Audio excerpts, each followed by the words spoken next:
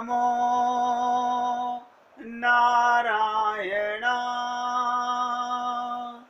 ओम नमो नारायण। ओम नमो नारायण। ओम नमो नारायण। ओम नमो नारायण। ओम नमो नारायण। सभी भक्त लोग ध्यान से सुनेंगे। जो भी व्यक्ति ओम के उच्चारण का अगर एकाग्रचित्त होकर हृदय से पुकारता है तो वो शरीर से अलग होने लगता है, उस निराकार ओंकार परमात्मा के साथ एकाकार होने लगता है। इसी को परम पद बोलते हैं। जब ध्यान से सुनिएगा, जब ये आत्मा इस शरीर को छोड़कर जाती है ना, सबको पता है शरीर को छोड़कर आत्मा जाती है। जब जाती है, अगर उसका संबंध परमात्मा के साथ है तो वो परम गति को जाता है। अगर उसका संबंध परिवार के साथ है, संसार के साथ है, तो वो अधोगति को आता है। इसलिए मैंने आपसे कहा, इस ब्रह्मांड में हमेशा ओम था और है और रहेगा। इसका कभी क्षरण नहीं हो सकता, ये समाप्त नहीं हो सकता। ये एक नियमित ध्वनि है। आपको पता है, आपके सांसों में एक ध्वनि 24 घंटे चलती रहती है। नहीं, कभी सुनी नहीं। क्यों नहीं सुनी? क्योंकि हम कभी एकाग्र हुए ही नहीं। हमारा मन 24 घंटे प्लानिंग करता रहता है। अब हमें क्या करना है, अब कौन आ रहा है, अब हमें कहाँ जाना है, अब किससे बात करनी है। मतलब अपने लिए समय नहीं है। भगवान ने आपके कल्याण के लिए आपको शरीर दिया, ये दे दिया, संत महात्माओं का संग दिया, लेकिन हमें अपने कल्याण की भूख ही नहीं है। ये एक नियमित ध्वनि है। इस ब्रह्मांड में जब तक किसी का शोर नहीं होगा, नोट करो, जब तक किसी तरह का शोर नहीं होगा, तब तक सिर्फ एक ध्वनि सुनाई देगी। वो ध्वनि है ओम की ध्वनि। ये कैसे बता रहा हूं? जब एकाग्र होने लगे तो ध्वनि आने लगी। इसी को कहते हैं अनहद बाजत बांसुरी। जैसे जैन धर्म में अरिहंत, सिद्ध, आचार्य, उपाध्याय और मुनियों को पंच परमेष्टि माना गया। इनको पंच परमेष्टि माना गया। इनके आद्य अक्षरों को मिलाया जाए तो ओम की ध्वनि निकलती है पंच परमेश्वर के नाम से। और बताऊं, सिख धर्म के संस्थापक गुरु नानक देव ने कहा, एक ओंकार सतनाम। क्या मतलब बताइएगा? सिख धर्म के, सोचिएगा, संस्थापक, चलाने वाले, स्टार्ट करने वाले, वो कह रहे हैं एक ओंकार सतनाम। इसका मतलब क्या? अर्थात ओंकार ही अटल सत्य है। हमारे द्वारा बोले जाने वाले सभी शब्दों की एक सीमा होती है, मगर ओम की कोई सीमा नहीं, ये असीमित है। बौद्ध धर्म में ओम मणि पद्मे हुम मंत्र का बहुत बड़ा महत्व है। यानी कुछ विद्वानों के मुताबिक इस मंत्र का अर्थ ओम वो मणि है जो कमल पर विराजमान है। देखिए भैया, मैं तो अपनी समझ से जो कुछ आपकी सेवा कर पा रहा हूं वो बताने का मैंने प्रयत्न किया। मैंने बताया ओम शब्द का उच्चारण सही तरीका और सही समय क्या है। ओम सिर्फ एक पवित्र ध्वनि ही नहीं है, बल्कि अनंत शक्ति का प्रतीक है। आप किसी का नाम मत लीजिए, खाली बैठ के ओ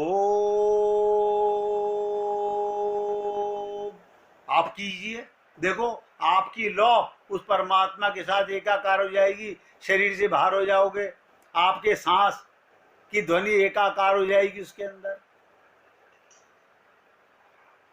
यानी मौन हो जाना। और इसीलिए मैंने कहा उपनिषदों में आता है यही ब्रह्मा, यही विष्णु और यही महेश का प्रतीक है, और यही भूलोक। ओम भूर्भुवः स्वः बोलते हैं नहीं, इसका क्या मतलब होता है? भूलोक, भूलोक वो स्वर्ग लोक का प्रतीक है। हमारे को ये सब बातें समझने के लिए ओम के बड़े रहस्य और चमत्कार हैं। हिंदू धर्म में ओम एक विशेष ध्वनि का शब्द है। तपस्वी और ध्यानियों ने जब ध्यान की गहराई अवस्था में सुना, देखो सुना यानी उन्होंने एकाग्रचित होकर सुना। हमें तो नहीं सुनता क्योंकि हम एकाग्रचित होते नहीं, हम मुख से तो बंद हो जाते हैं बोलना, अंदर से मन संसार में लगा रहता है। तो तपस्वियों ने, ध्यानियों ने जब ध्यान की गहराई अवस्था में सुना कि कोई ऐसी ध्वनि है जो लगातार सुनाई देती रहती है, शरीर के भीतर भी है और बाहर भी है। देखिए कमाल की चीज, वो ध्वनि अंदर भी है और बाहर भी है, हर कहीं वही ध्वनि निरंतर जारी है। और उसे सुनते रहने से मन और आत्मा, नोट करो, मन और आत्मा शांति महसूस करते हैं। मैंने आपसे कहा था सीता शांति समानीता, वो शांति स्वरूपा है। अब आपका मन एकाग्र हो तो आत्मा के साथ जुड़े। अब मन तो 24 घंटे परिवार परिवार परिवार। मैं तो सोचता हूं कि हम क्या अपना कल्याण बिल्कुल नहीं चाहते?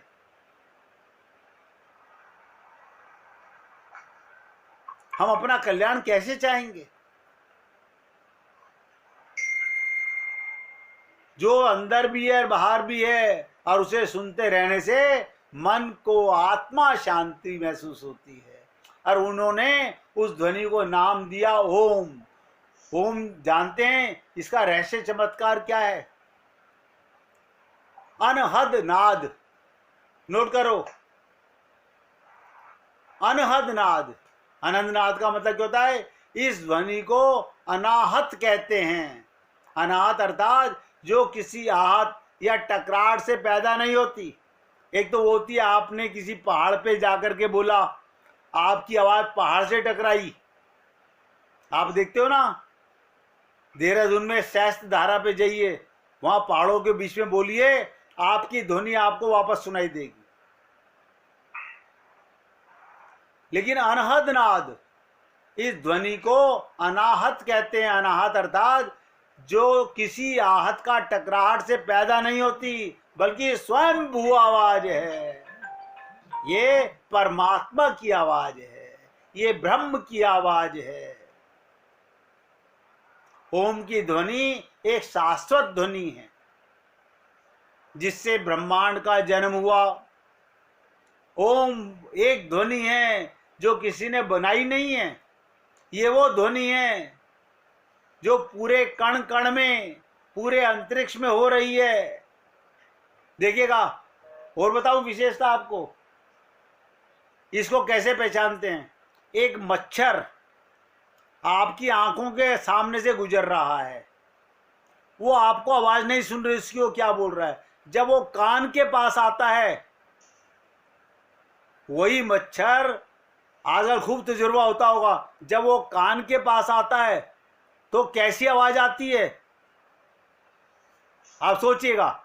यानी एक मच्छर के अंदर भी वो आवाज है, कण कण में विराजमान है, पूरे अंतरिक्ष में हो रही है। आपकी नसें फड़क रही हैं, हाँ फड़कती हैं, नसें धड़क रही हैं, हाँ धड़क रही हैं, इसके अंदर वो ध्वनि प्रचलित हो रही है। सूर्य सहित ब्रह्मांड के प्रत्येक ग्रह से ये ध्वनि बाहर निकलती है।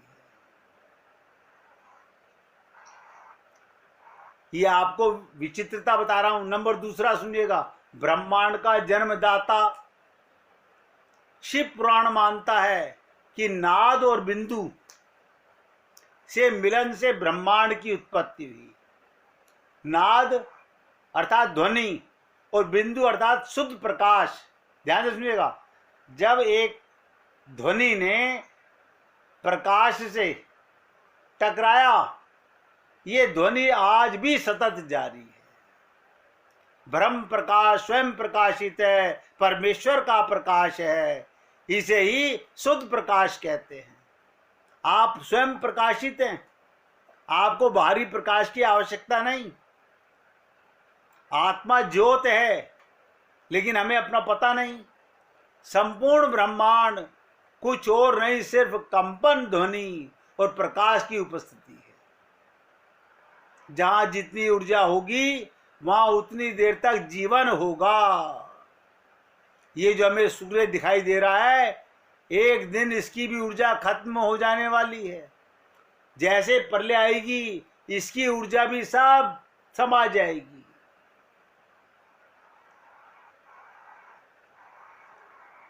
तो मैंने आपको कहा ऐ ऊ मां, ऐ ब्रह्मा का वाचक जिसका उच्चारण द्वारा हृदय में उसका त्याग होता है, और ऊ माने विष्णु का वाचक जिसका त्याग कंठ से होता है। देखिएगा, आ हृदय से निकलता है, ऊ विष्णु का उच्चारण है, ये कंठ से होता है, और मां रुद्र का वाचक है जिसका त्याग तालु मध्य में होता है, दोनों के बीच में होता है। जब आप ओम बोलते हो तो ये इसमें आपने देखा होगा, और ध्यान से सुनिएगा, ओम का आध्यात्मिक अर्थ क्या होता है। आ और मां तीन अक्षरों वाले शब्द की महिमा अपरंपार है। ये नाभि से, हृदय से और आज्ञा चक्र को जगाता है। ये ब्रह्मा विष्णु महेश का प्रतीक है। ये भू लोक भुआ लोक और स्वर्ग लोक का प्रतीक है। ओंकार ध्वनि के 100 से भी अधिक अर्थ किए जा सकते हैं।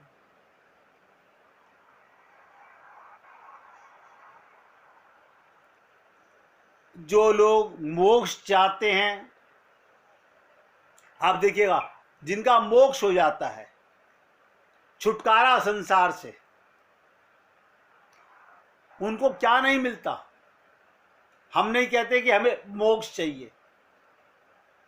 जिन्हें मोक्ष चाहिए वो संसार से तो छूट जाते हैं, लेकिन भगवान के साथ एकाकार नहीं हो पाते, भगवान की लीलाओं में नहीं जा पाते, भगवान का प्रेमा शक्ति का अनुभव नहीं कर सकते। तो मोक्ष का साधन भी ओम को माना गया, एकमात्र ऐसा मंत्र जो आपको अनहद या मोक्ष की ओर ले जा सकता है। धर्म शास्त्रों के अनुसार मूल मंत्र या जप को मात्र ओम ही है। ओम के आगे या पीछे लिखे जाने वाले शब्द गौण होते हैं। मूल चीज वो ओम है। इसलिए ये सारी चर्चाएं मैं आपके साथ इसलिए कर रहा था कि आप ओम को समझने का प्रयत्न कीजिएगा, तभी ओंकार तक पहुंचोगे। अब ध्यान से सुनिएगा, ओम जिसके लिए मैंने कहा ये 3 पद जो हैं, आ उ मा, एक आकार है, एक उकार है, एक मकार है। तीनों का अर्थ मैंने आपको बता दिया। आकार माने उत्पन्न होना, उकार माने उठना, और मकार माने मौन हो जाना।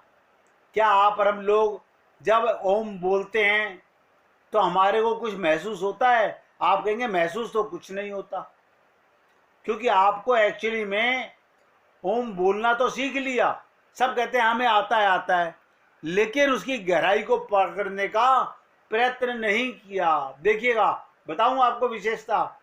जिसे तैरना आता है वो ये नहीं देखता पानी कितना गहरा है, उसे ज्यादा गहरे पानी में ज्यादा आनंद आता है, वो पानी की गहराई नहीं नापता। ऐसे ही जो व्यक्ति ओम से परमात्मा के साथ अपने को एकाकार करना चाहता है, उसको आगे आगे बहुत कुछ अनुभूति अपने आप होने लगती है। अब दूसरी बात पे आइए। ये ओम तो मैंने आपको बता दिया। दूसरा पद है नमः। ओम नमो नारायण। आप देखिएगा, इतनी चर्चा जो मैंने आपके साथ की है ये सिर्फ ओम के ऊपर है। अब आती है नमः। ओम नमः। नमः क्या है? न और मैं, इन दो अक्षरों वाला, दो पद वाला।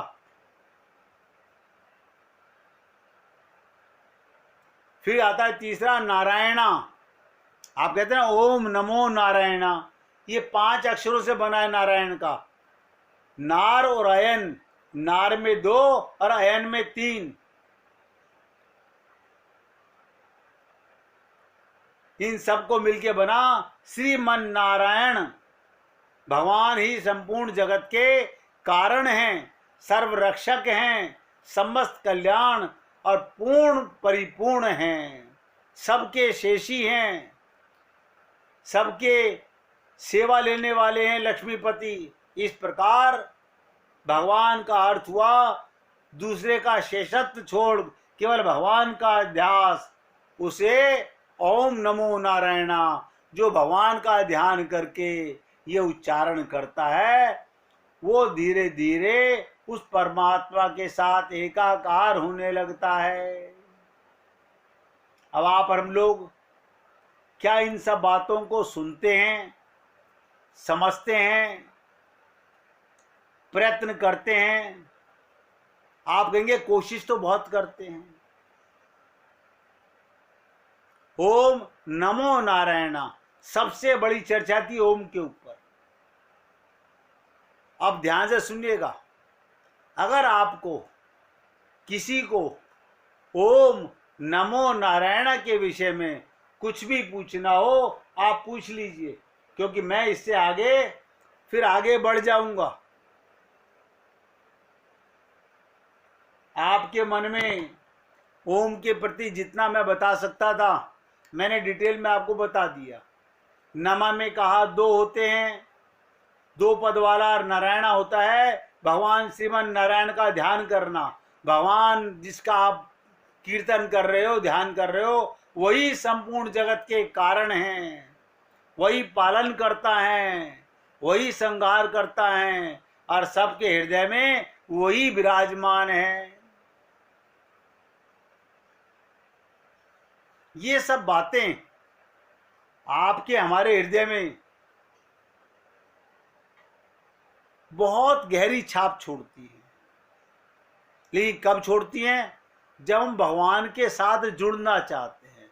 मुझे तो दुख होता है बताने के लिए कि लोग बाग अपने परिवार का, अपने शरीर का कल्याण करने में लगे हुए हैं और कहते हैं हम भक्ति कर रहे हैं। बहुत दुख की बात है। इसे भक्ति कहते हैं क्या? भक्ति माने तो प्रेम होता है।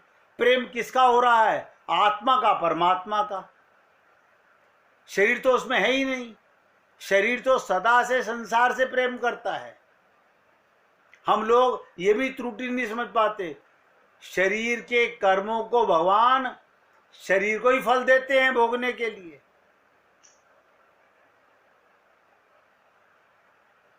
इसलिए